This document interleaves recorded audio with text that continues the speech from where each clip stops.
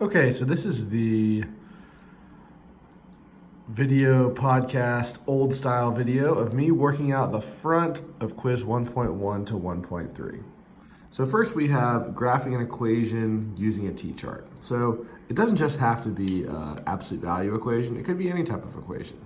But the basic gist when we use a t-chart is we plug in values from -3 to 3, and we plug these x values into our function here to generate the y values. So if I were to plug in a -3 here, it'd be -3 plus 2, which is -1, absolute value of which is 1, minus 1 is 0.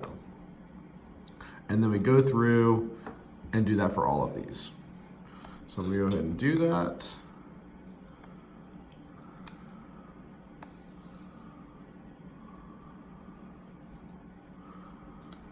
And then I plot these points. So starting with -3, 0 here, plot all these points. -2, -1. And then all the way to 3.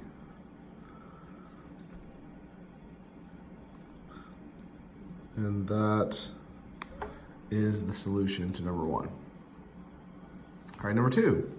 Determine which of the following relations are functions by saying yes or no for each. We're calling for a relation, which is just a set, a list within a set of ordered pairs. For each x value, there can only be one y. For each x, there can only be one y. So generally speaking, when we have repeated x values is when we run into problems. This one has no repeated x values, so we're good to go. Yes, that's a function. This one, x equals 0, you have y of -1. When x is -1, you have y is 0. That's no problem at all, even though you might be confused if you're thinking, oh, they're swapped. Does that mean anything? It does not. All right, lastly, notice how we have two different x values of -1. One which leads to a y value of 2, and one which corresponds to the y value of 3. This is not a function for that reason. Another way you could have figured these out was plotting each one of them on a coordinate plane and seeing if it passes the vertical line test. Remember, the vertical line test is something in which only for functions, can you draw any and every vertical line, and it'll only pass through one point on your graph. All right, looking at number 3. Which of the following function, write the following function notation and find g of -2, g of 0, and g of x plus 1. All right, so this is already in function notation, and we just have to figure out each of these, evaluate each of these. So g of -2, remember, notice how this is g of x. G of -2 essentially means just replace all the x's in g of x with -2's. So we're writing it down, -2 squared minus 8 times -2 plus 1. -2 squared is 4. -8 times -2 is plus 16. Plus 1. Combine like terms. We get 21. All right.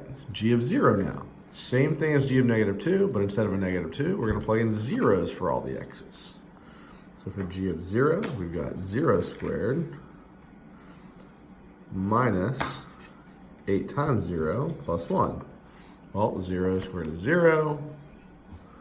Minus 0 plus 1 is just 1. And then lastly, the trickiest version would be g of x plus 1. This one doesn't simplify nicely, so we still are doing the same thing though. We're going to plug in for each x in g of x, for each x in g of x, we're going to plug in x plus 1. So it's going to become x plus 1 squared minus 8 times x plus 1 plus 1. So we've got x plus 1 squared minus 8 times x plus 1 plus 1. So that's g of x plus 1 right there. And now I just have to simplify. Remember, x plus 1 squared, I have to write as x plus 1 times x plus 1, which then I FOIL and get x squared plus x plus 1. Then I can bring this part down, minus 8x minus 8. Remember, you distribute that negative 8 into both of those. Negative 8 times x is negative 8x. Negative 8 times 1 is negative 8. And then I bring down my plus 1, which is just from the end right there. Now I combine like terms. Bring x squared plus x is 2x, minus 8x is negative 6x.